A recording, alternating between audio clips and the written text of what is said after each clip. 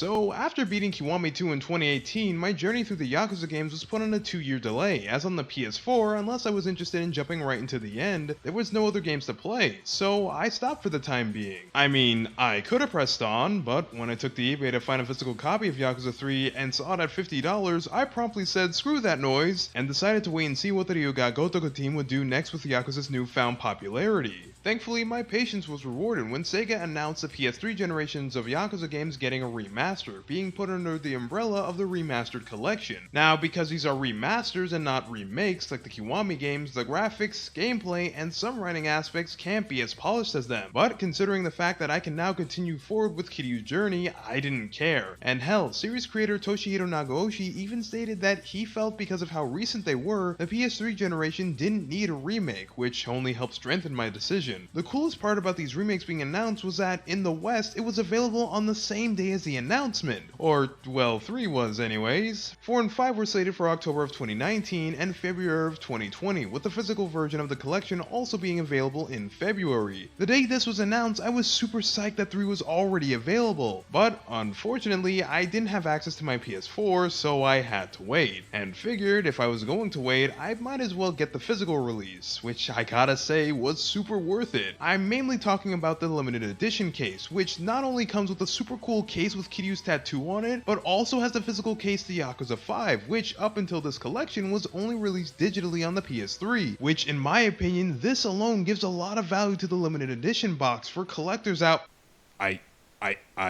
This is the single best Yakuza product I have ever bought. But this video isn't about the box, rather it's about the contents inside the box. And unfortunately, when I finally purchased the Remastered collection, I still had to wait, as I still didn't have access to my PS4, but after 6 months of waiting, I'd finally get the chance to play Yakuza 3, and boy, did my expectations set me up for a fall. I wasn't feeling 3 when I first got my hands on it. It wasn't terrible, but gameplay wise it felt more repetitive than the others, and the story, while fine, for the most part didn't lend its focus where I felt it needed it the most. It also didn't help that in 3 and 4 you can't pause the cutscene, so certain bits of information flew right past me. I'm genuinely speechless as to why 2 PS3 games won't allow you to pause the cutscenes, but that's neither here nor there. Now, don't misunderstand, I didn't let this deter me, as I still devoured 4 and 5, my excitement still carrying me right into those games. But looking back, I never really gave 3 the time it probably deserved until I booted it up again for this video. And in the recordings, I found some of my problems fading away by dedicating more time to messing around and found myself having a lot more fun.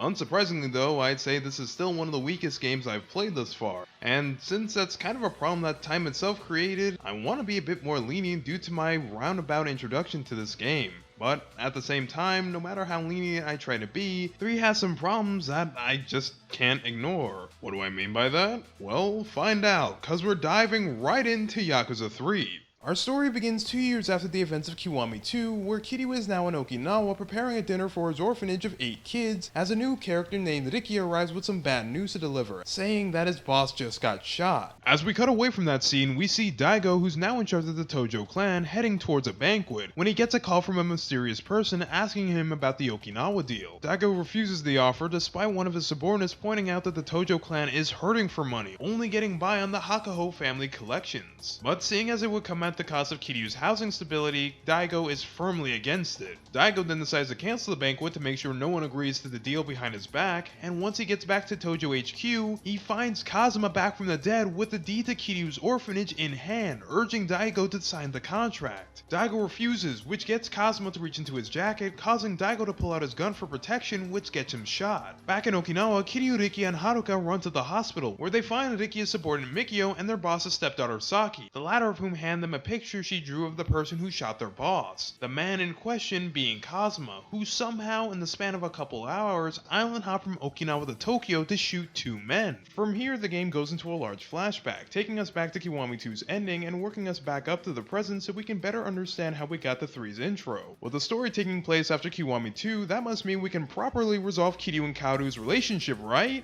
Well...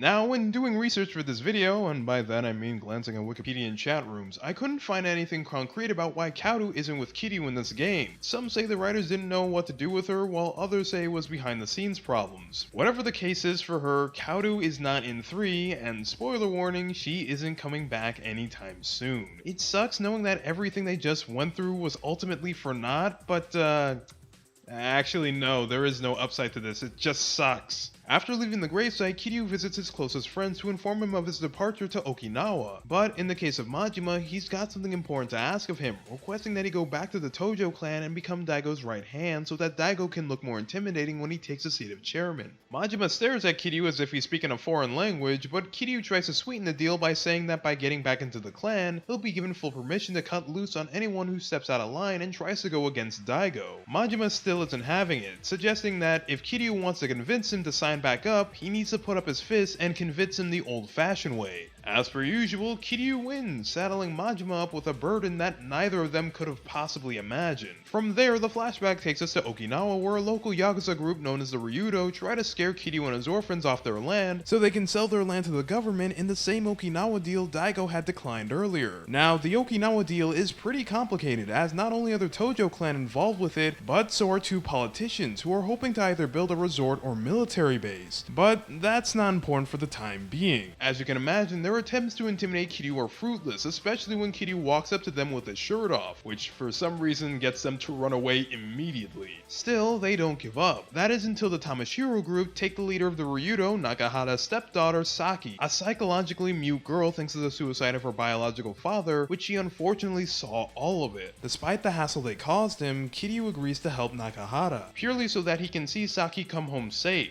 After single-handedly saving Saki, Nakahara is immensely grateful to Kiryu's selflessness, and not only stops harassing him for his land, but also asks him to become his oath brother, with Daigo making a surprise visit, and as a result, acting as a witness to the whole event, alongside one of the politician's subordinates of the military base named Toma. The reason why Daigo is here is to fill in the blank spots of why Kiryu's orphanage suddenly became so popular with the wrong crowd, explaining that behind his back, Minister Suzuki had hired the Tamashiro group, which is an offset of the Tojo clan, to gather up a certain amount of land to build on top of. Of course, being Yakuza, the methods they used were uncouth, as Kiryu has seen firsthand. So Daigo, at the request of the Minister of Defense Tamiya, came down to Okinawa to smooth things out and to make sure that no one finds out that the Yakuza are working close-knit with the government. Daigo further explains that both the resort and military expansion bill are a linked pair, meaning that if one fails, then they're all up in smoke. Kiryu questions that if all this is the case, why are they trying to steal his land? But Daigo says he has no interest in taking his orphanage, given how much help he's given the Tojo clan in the past. Toma then follows us up by saying Kiryu's time isn't infinite, as he's an Okinawa resident and will do anything to see his small island prosper. Nakahara then tries to reason with him by saying that keeping the love going is all Okinawa needs to prosper, but Toma's too caught up in the glitz and glamour of Tokyo to hear what he's saying. As they're leaving, Kiryu asks Daigo that if the Tojo clan ever decide to come for his land, to give him a heads up, but Daigo reassures him by saying that as long as he's chairman, he'll keep the clan away from Okinawa as he doesn't want to incur his wrath. From there, we catch back up to the present, where Kashiwagi tells Kiryu that Daigo just got shot by a man who was a spitting image of Shintaro Kazuma, which catches everyone off guard seeing as he was just here lighting up Nakahara. This gets Kiryu's sights set on Kamurocho so that he can get to the bottom of this, but Rikia decides to tag along for the ride, wanting to get revenge on the man who shot Nakahara. Kiryu tells Rikia that he can come, but plans on leaving for Kamurocho before he can arrive, his reasoning being that Kamurocho is way too dangerous for someone like him to be messing around in. The next day, after narrowly avoiding Rikia, Kiryu makes his way into Kamurocho, where the game really begins to open up in terms of sub-stories, mini-games, and of course, the combat. Now, of course, seeing as Yakuza 3 was made in 2009, the combat isn't as polished as 0 through Kiwami 2, and this lack of polish manages to show itself in the lock-on button, which, when doing counters, depending on what direction you hold the analog stick in, will cause Kiryu to break lock-on and face whatever direction you're holding the analog stick in. This is more annoying than anything else, but it's a problem that's easily circumvented by not holding the analog stick when doing attacks. It's not perfect, but like I said, this is an older game, so flub-ups like that are to be expected. Lock-on aside, the combat is still the same as it's always been.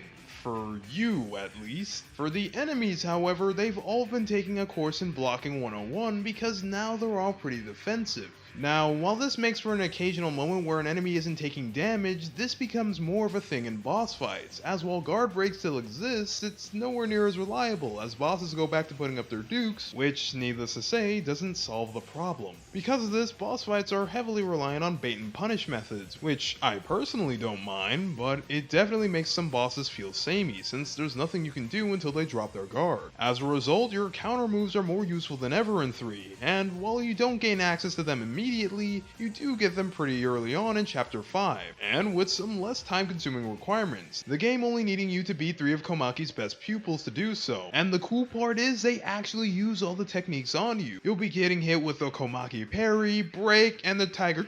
Is that what it feels like? It should also be noted, and the first time that I've ever seen, if you speak to Komaki after relearning your counters, he'll also teach you some aspect of the combat, such as wall bounces, OTG grabs, and stance moves, where after holding down the triangle button after a 4-hit combo, Kiryu will hold his finishing pose and charge up heat, which is a super cool mechanic. I mean, it's not game-changing or anything, but it's a neat sort of tool that you can use to better control your flow of combat and take advantage of your opponent's long recovery when they're on the floor. And you can even use a follow-up attack if you press a triangle button right before the charge animation ends. On the topic of fights, because this somehow slipped my mind, unlike 0 through Kiwami 2, where you can see enemies before you encounter them in the overworld and are given the chance to run away, in 3, enemies will appear and what happens next is based on your reaction speed. Technically speaking, you can still avoid them if you break their ankles and hard swerve around them, however, because they are normally facing the exact opposite direction of wherever Kiryu is running to, it's hard to do so consistently, resulting in a lot more fights than in future titles. Now, if you have a good eye on you, you can also tell just by looking at the citizens which ones are encounters by seeing if they move or not. This can be a lot harder to do in crowded areas because it's crowded, but in areas where citizens are more spaced out, it's super easy to spot them a mile away. And another interesting point I wanted to mention is that on the occasion when you get into fights, you'll also have to do a quick time event to avoid damage. And while they're all okay, there is one in particular I wanted to mention where a guy headbutts Kiryu, and Kiryu's response to the aggression is to headbutt him back and kick him so hard he breaks a glass window. This interaction is so stupid, but I love it all the same, as it encapsulates everything I love about these games. Now where 3 begins to shake things up is the heat gauge and heat actions, the both of which got a handful of changes that either make them more entertaining to obtain, or do nothing different. As per usual, building heat is the operative move, as in this game, despite not having any extra styles or modes, simply emanating aura will allow Kiryu to tank more hits, and when you get certain upgrades, prevent you from getting knocked down easily. Speaking of heat, climax heat actions return are first. They're in 3, and while being a bit more cumbersome seeing as you need to mash the PS4 springing R2 button, they end up being a slight bit cooler than their incarnation in Kiwami 2, thanks to the fact that you can now choose which one you perform during a boss fight. It's still pretty limited, seeing as you only get 3 for the entire game, but I kinda like the idea of choosing my own finisher more than being given one, as I can appropriately distribute my beatdowns based on how much headache a boss fight caused me. New to 3 is Red Heat, where after building the max amount of heat, Kiryu's aura will change from blue to red, allowing him to perform much more powerful heat actions. Honestly though, when I look back at the game, I don't really see anything new that Red Heat gives to the combat, aside from more powerful attacks and another reason to conserve heat. I think it's because Red Heat is kind of hard to obtain through combat regularly, since you only get 3 tiny sections of your heat gauge dedicated to it at max level, while the rest are regular heat. As a result, you'll be relying on a lot of your regular heat actions. Which, I mean, that's okay, as a majority of heat actions can be activated when glowing blue, but with Red Heat already giving me so little to operate with, and now Red Heat actions being pretty scarce to find, it just makes me question why this is here in the first place. However, there is something that does get buffed from Red Heat though, being the Komaki parry, which up until now was a weaker version of the Tiger Drop that's easier to use. For those who are unaware, the Tiger Drop only works when an attack is about to hit you, while the parry you can react to the startup frames of any attack. The Komaki parry certainly has its uses, but up until now I've only used a Tiger Drop because of its high damage output, which offset the high risk you put on yourself in order to use it. But now the Komaki has created a new follow-up attack for the parry called Komaki Dragon King Essence that requires Red Heat. The game has changed a little bit. While it didn't replace Tiger Drop for me in terms of usage, I actually considered using the Komaki parry a lot more this time around, as now that the move has a proper finisher, I can get more use out of it to deal damage. Not to mention, this attack just looks sick. A slow motion over the head kick with some kind of red orb appearing at the end of it? Hell yeah, I'm gonna use it when I have Red Heat to spare. If I ever have red heat. Anyways, while we're still talking about heat actions, I gotta say, some of them just feel off. Like, the impact of some of these attacks are just missing, which makes them feel weak, all things considered. Heat action impact is something that's pretty hard for me to critique because, on the one hand, I want to cut the game some slack because of its age, but when the super moves are lacking the oomph to, make them stand out from your regular attacks, then it's failed to do what it set out to do. I will say, not all heat actions lack this sense of impact, just some of the basic ones you do throughout the game, like wall smash and curb stomp. Now this is where things get interesting, as Yakuza 3 introduces a new, for lack of a better term, mechanic called Revelations. Introduced to Kiryu by his new blogger friend Mac, a man looking to take inspirational pictures that he calls Revelations, how Revelations works is that at certain points in the overworld, Mac will inform you of people doing odd things, and when you arrive on site, you can go into first person mode by hitting R3 to watch a special cutscene that, when you manage to guess right on a multiple choice quiz at the end, will net you a new heat action to perform, along with a pretty hilarious cutscene to watch as well. It should also be noted that Revelations recontextualized Kiryu's character, going from a man who'd jump in headfirst into a fight when he sees someone in trouble, to a man who'd whip out his phone when he sees something going down. Which, oddly enough, this response held up a lot better than I think the devs intended it to. Revelations are my favorite implementation when it comes to obtaining more heat actions, as it not only reminds me of elements from Zero, like the fact that Kiryu is a fast learner, but now in addition to Kamurocho, you also get to see how weird the citizens of Okinawa are. And by the way, Okinawa is fully explorable in the game, allowing you to get a taste of a new part of Japan. Now, I say fully explorable, but Okinawa is a hallway with stores on either end of it. It's not much, hell, it's hardly anything, especially when comparing it to Kamurocho or even Osaka. But at the same time, it's kind of genius for being this minimalistic. Thanks to sub-stories coloring Okinawa, we find out that this is a pretty rural part of Japan, where nothing is really happening, and some of the citizens are looking to head towards Kamurocho to find better opportunities in the city. This makes Okinawa a perfect place for Kiryu, who's looking to raise kids without Yakuza or the worries of the fast city life becoming an issue. Still, despite saying all that, I can't help but wish that there was more of Okinawa to explore and interact with, just so I can see more of what this region of Japan is like, but I digress. While Okinawa might not have a lot going on, it does have a cabaret club of its own, and boy was it not what I was expecting. So with 3 being an older game, the cabaret club operates on different rules than the PS4 games. First off, the game doesn't start you with a girl, as you have to find her like a barker, and once you get her to work for your club, you then have to give her a nickname to protect her identity, and with her name being Shoko, I knew the perfect name to give her.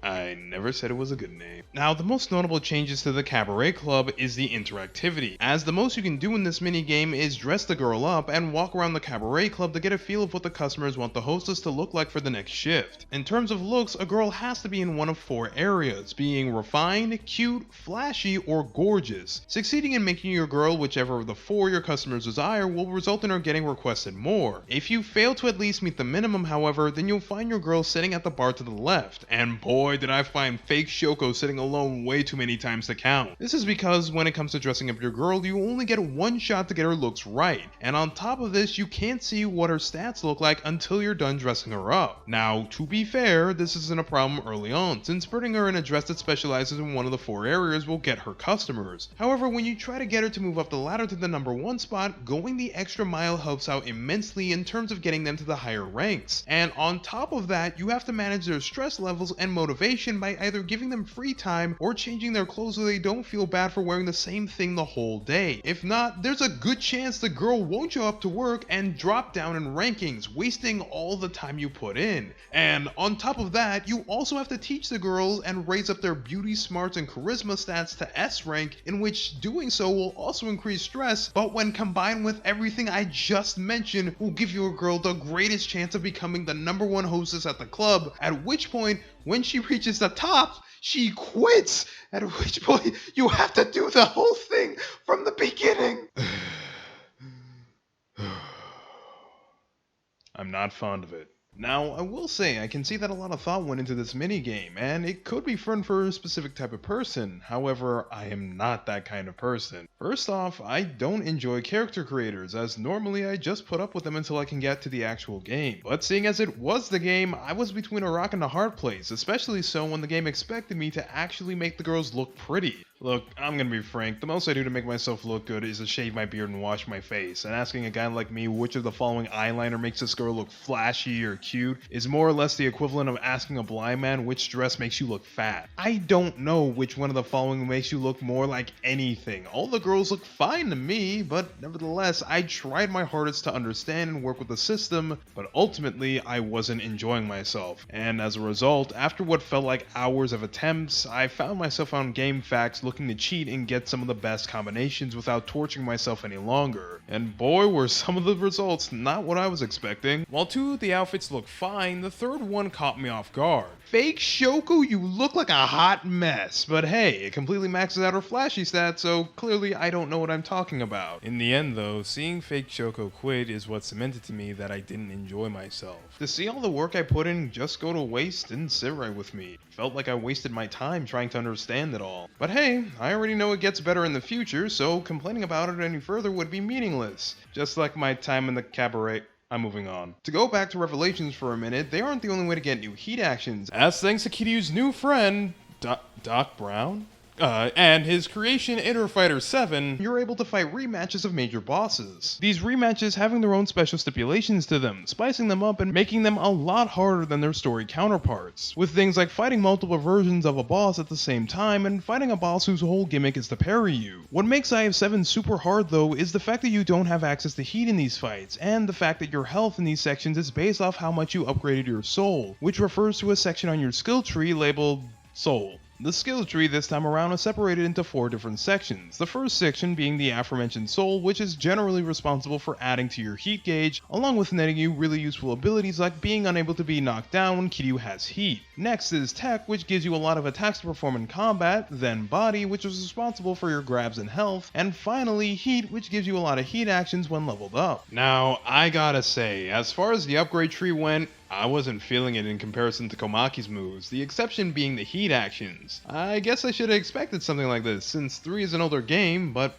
I don't know. First time around, I was just caught off guard by how little upgrades changed how I approached fights. I mean, there are some stuff in here like the quick step cancel, but it's so far down the pipeline you most likely won't get it in your first run of the game. Not helping is the fact that it takes quite a bit of experience to upgrade your abilities by the time you hit endgame, as I personally felt that sub-stories didn't give out enough for what was required. New to Yakuza 3 is a sprint minigame, where, depending on the context of the story or sub-story, Kiryu will chase after and tackle someone or be forced to run away from an enemy. The controls in this section are pretty simple. You hold 4 to make Kiryu run, you steer him left and right by tilting on the analog stick, you jump by pressing the X button, and smash into a target by pressing the square button, assuming you're chasing after someone. There is another button that, if you're being chased, allows you to look back on your pursuer, but I'd advise against hitting it, as true to reality, looking back prevents you from looking ahead, which makes it harder to maneuver around wandering citizens and street hazards. Bumping into either of these obstacles will not only cause Kiryu to slow down, but also cause his stamina gauge to drain, which, if it hits 0, it's an instant game over.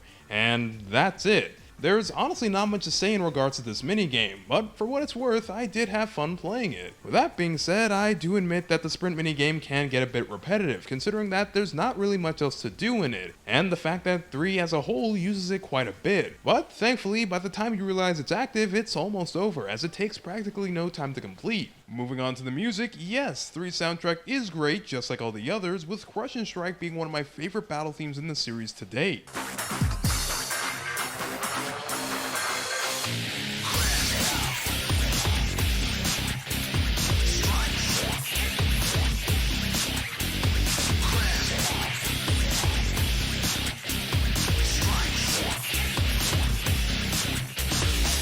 And Independence for Violence being one of, if not my favorite tracks in the whole game, which is weird because it's used in a small story event, but it just kicks so much ass despite its placement. Just listen for a sec and you'll see what I mean.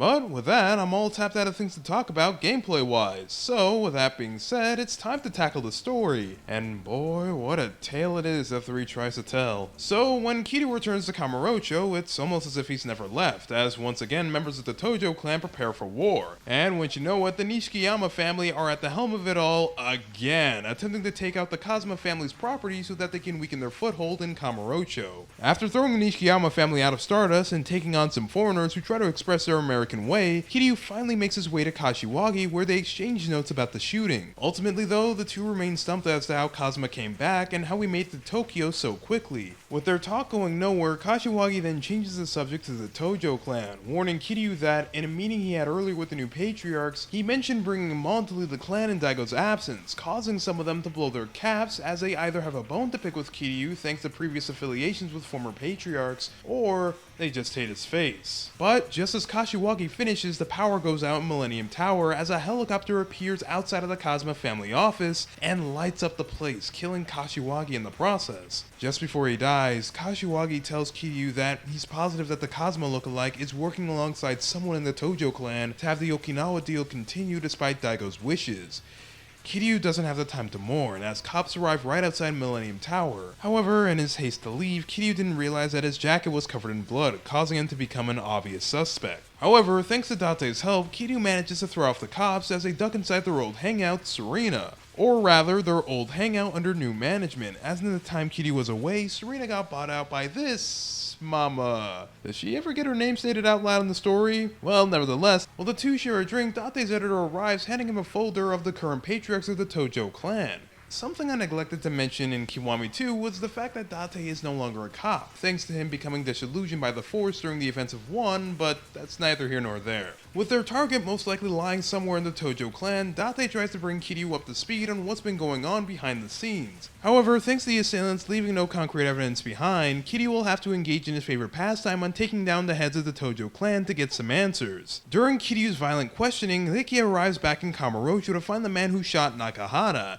and it's in this section where its character shines. Now, ever since Kiryu helped Nakahara, Riku has been mellowing out from his first appearance in the flashback, but it's in this trip to Kamurocho where he matures quite a bit, which is ironic because his growth is brought about by pretty immature desires. Realizing that his tattoo that he put so much of his own pride into and practically broke his neck to find someone who could finish it isn't something that you just go around showing off for the sake of looking cool, and taking a trip to a bikini bar only then to run into an old friend who fell on hard times and tries his damnedest to help her out despite Kiryu of all people telling him to leave her to the streets. Riku really comes into his own here, to the point where I can say that his section is easily the best in the game. The only problem is that this section is easily missable, as unlike main and sub-stories, Riku's section is just not visible until you manually head to specific locations on the map. I'm speaking from experience here, as on my first playthrough I managed to miss all of Riku's section entirely, which led me to believe that his character was pretty paper thin. That is until I took to the internet and found out what I just told you. Now, to be fair, if you talk to Riku during your downtime in Kamurocho, he will ask you to visit certain locations. But even then, what would prompt you to speak to Riku when he's just an NPC?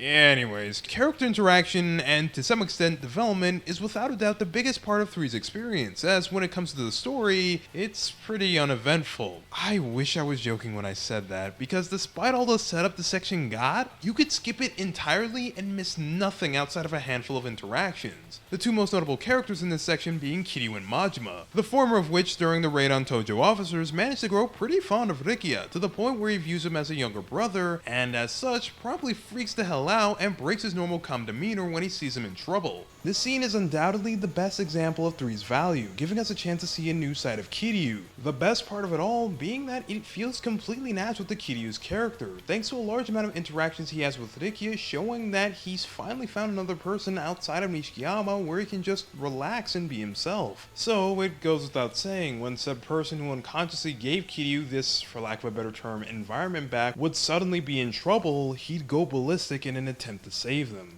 Although, with that being said, if you asked me, it should have been Haruka who got a response like this out of Kiryu, but I digress. Majima, on the other hand, ends up getting himself into quite the pickle, being the person who ended up reinstating the Okinawa deal after Daigo shut it down, as he was trying to live up to his promise that he made to Kiryu and help Daigo out with the monetary side of being a Yakuza. However, in trying to help Daigo, he allowed himself to be manipulated by this amateur porn star looking guy named Hamazaki, who managed to set up the meeting Majima would have with Suzuki and continued to set Majima up by taking his picture during the meeting and using it as blackmail so that he could take control of the Okinawa deal and sell it to the Chinese mafia. This problem is easily solved when Kiryu beats the leader of the Chinese mafia, Lao Kao Long, which defeats Hamazaki by proxy, as the Chinese mafia gets so mad at him that they demolish his family and end up hunting him down, effectively removing him from the story. Majima's interactions don't really amount to much for the time being, but it establishes that he thinks Kiryu is a person worth trusting, which speaks volumes to how their friendship means something to him, and finds Daigo to be a leader worth helping out, which establishes that he values Daigo way more than just a promise he made to Kiryu, as he went way out of his way to help him out with money issues when Kiryu just asked him to keep people in line. Since I'm already talking about characters, I want to double back to the kids of Morning Glory, because they are a thing.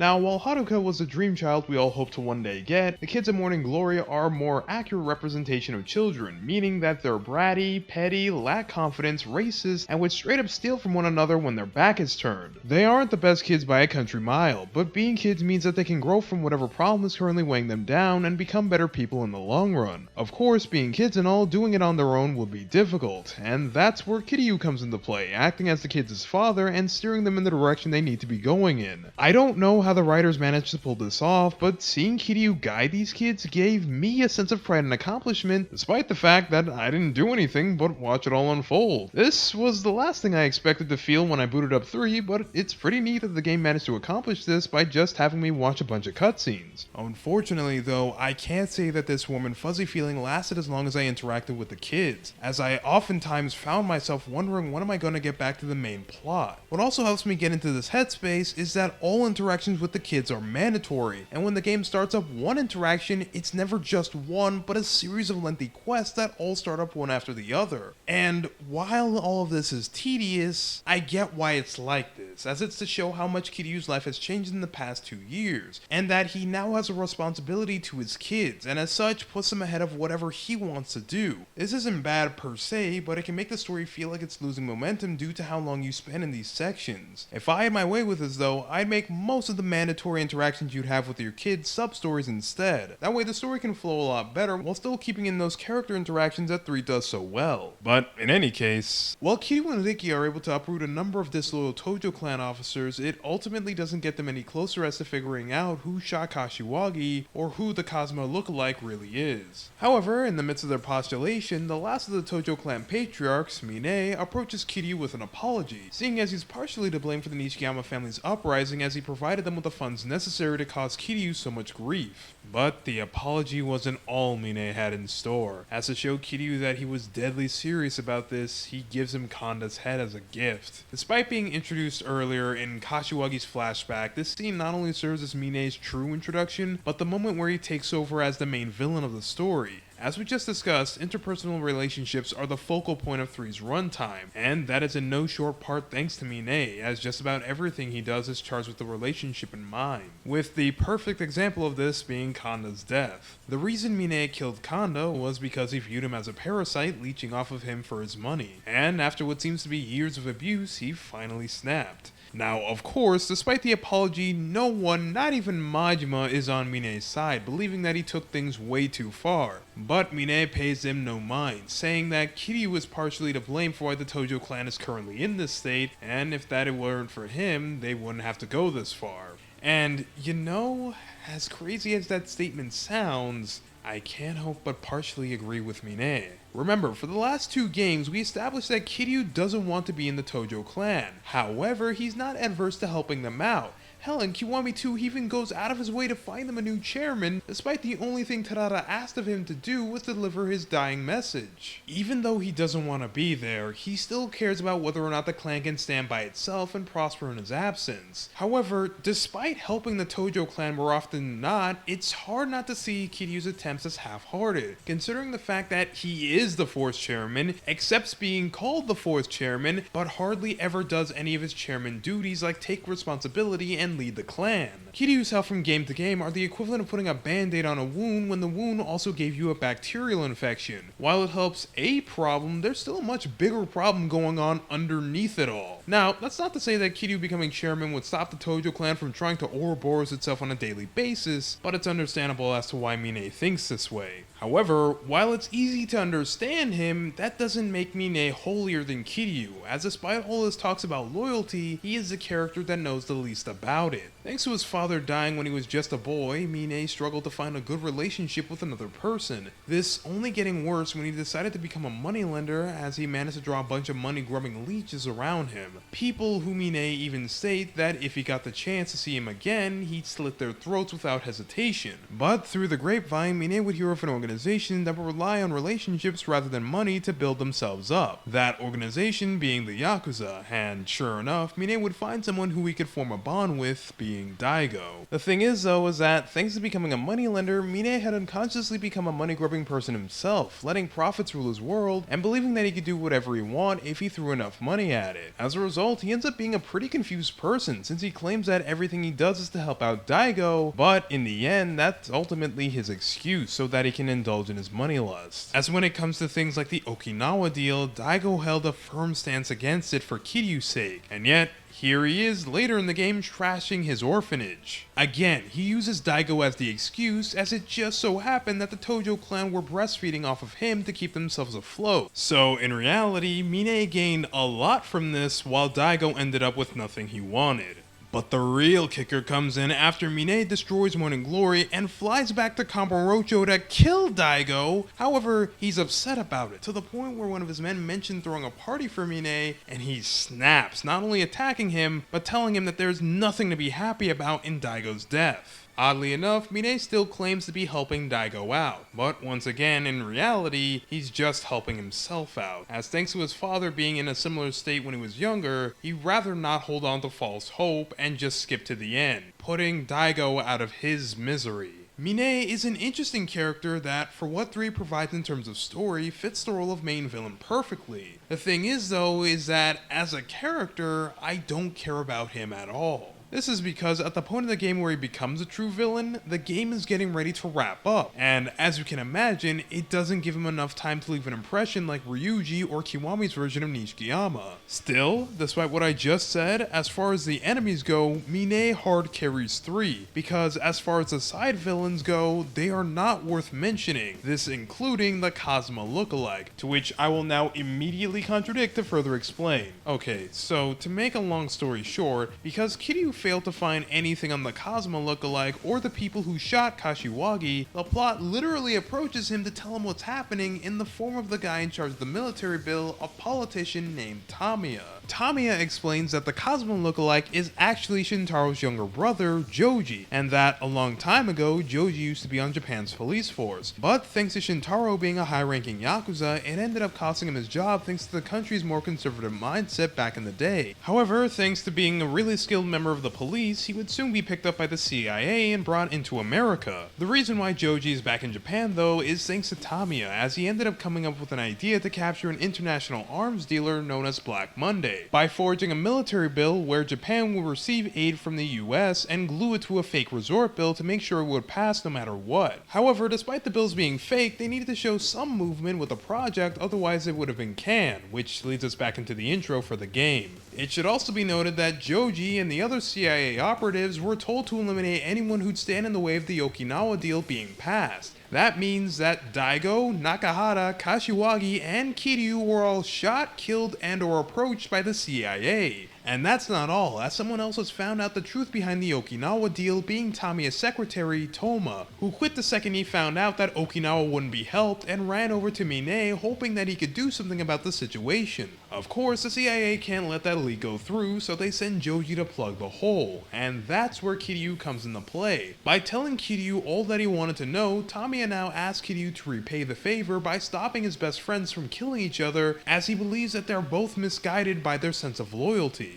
To make another long story short, Kiryu manages to stop the chaos by cracking Joji's skull, and this is where Joji's importance to the story falters hard, as in it we learn that it wasn't him who shot any of Kiryu's friends, but his colleague who was with him on all accounts. But still, he feels bad that a number of people got hurt because of the plan. Honestly, it's not even the fact that Joji isn't evil that makes me disappointed in him, but the fact that he has the personality of Ryu from Streets. For a character that was used to be a major stinger in 3's intro, he ended up being nothing more than that said stinger. I know that Shintaro was pretty plain looking back, but he also got 3 games that helped flesh out his character, so even if he wasn't amazing in the moment, there was at least something there for his character. Joji, on the other hand, doesn't have anything in his corner, considering that this is the only game he appears in. Why is that? I don't know. Apparently living in the US is the equivalent of attending a peace conference in Power Rangers, as characters casually disappear without a second thought. But on a more serious note, for whatever reason why Joji isn't included in any future Yakuza titles, it doesn't change the fact that he didn't live up to his own hype, once again leaving Mine to hard carry the story. Speaking of Mine, or rather the damage he dealt, after trashing Morning Glory, he had the Tamashiro family kidnap Nakahara to distract Kiryu as he made his way into Kamurocho. When Kiryu returned to the destroyed Morning Glory, Mikio, who somehow didn't die from taking a sledgehammer to the back of the head despite Tachibana dying in a similar injury, tells him what happened, which gets Kiryu's sights set on the bull ring. But before he goes, Rikia asks if he can tag along with, as he feels like less of a man for being unable to defend his patriarch. Kiryu attempts to squash that mentality by saying thinking like that is a great way to get himself killed, especially so with the bum leg that Tamashiro gave him, and tries to assure him that within time he'll be given the opportunity to go in guns blazing. But Rikia ends up ignoring Kiryu's words when he sees Saki try and sneak out to save Nakahara, and follows suit to make sure that she doesn't hurt herself, calling the cops on his way to the bull ring. Seeing Nakahara in danger causes Saki to break past her mental barrier and speak out for the first time in years, giving him an immense burst of power, allowing the fight to go smoothly. But just when everything seems to be settled, Tamashiro gets up and tries to shoot Kiryu in the back, but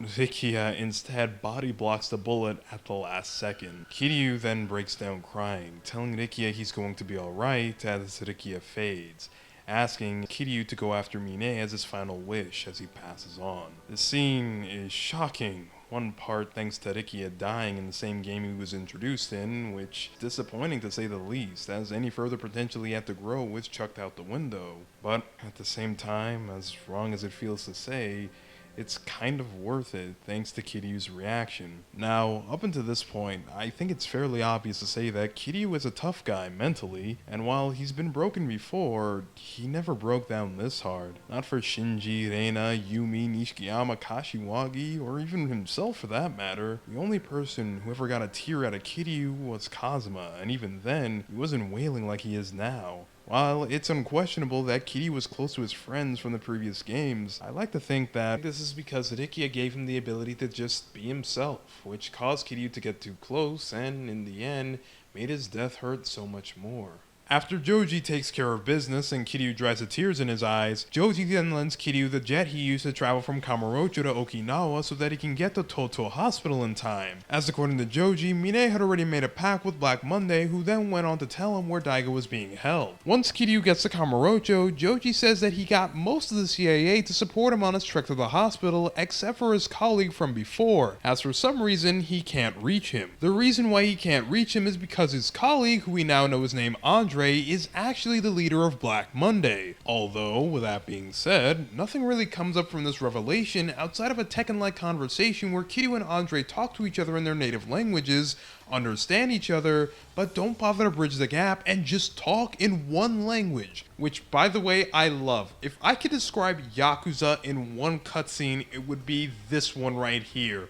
It's so dumb that they just don't talk in one language, but at the same time the characters are so uber serious in this scene that it honestly comes off as a bit hilarious. Anyways, after taking out Andre, Kiryu then makes his way to the roof where he finds Mine standing next to Daigo's unconscious body. Kiryu orders Mine not to do anything hasty, but Mine responds by saying that he's got the wrong idea, and that he's actually been worried for Daigo's well-being the whole time. However, it's because of this worry is why he can't stand to see see him the way he is now. And so, Mine readies his gun to end Daigo's life. Kiryu stops him with words alone, saying Daigo is fighting tooth and nail to hold on and shouldn't be snuffed out on a whim. The two continue to converse, but ultimately they come to the conclusion that they'll never come to an agreement. So they decide to settle this with their fists. After putting a dent in Mine's head, he finally starts seeing things from Kiryu's perspective, realizing that money can't buy him happiness, which he immediately puts into use, as after the fight, Mine gets a call from his secretary to whom he pours his heart out to, saying that in the end she was the only person who cared about him, only for her to then completely ignore him to talk about how she's worried about a deal they have in a foreign country that's about to go south. You know, despite everything, I felt for Mine in this scene, as it was the equivalent of watching a man reaching for a high five that wasn't meant for him. Mine then hangs up on her, admitting to Kiryu that he wants to trust and be trusted by others. He then asks Kiryu why he suddenly feels so at peace despite his whole world crashing down, to which Kiryu doesn't really answer. He just says that as long as you're alive, it's never too late to change. Just as Kiryu finishes that statement, Andre and the rest of Black Monday appear on the roof to snuff them out. But when all seems lost, Daigo comes out of his coma and blasts all of Black Monday with a gun he had hidden on his person. In just a couple of shots, Daigo manages to take out almost all of Black Monday save for Andre, to which Mine then rushes him to the edge of the hospital where he tells Kiryu that he wished he would have met him sooner, as he believes that with his influence, things would have been different. And now, thanks to Kiryu opening Mine's eyes to how life is supposed to be lived, he no longer sees himself as worth keeping alive, and so he jumps, pulling Andre with him. Daigo asks Kiryu if Mine was a traitor given his choice of words, but Kiryu lies, saying that Mine was loyal to the end, allowing him to save face in his final moments. That was for all intents and purposes the end to Yakuza 3. This next part is more set up for Yakuza 4 more than anything. After saying his goodbyes to Kazuki and Yuya, Kiryu encounters a haggard-looking Hamazaki who just escaped the Chinese mafia. Hamazaki tells Kiryu that he's at a point in his life where he'd rather kill himself than rot in a cell.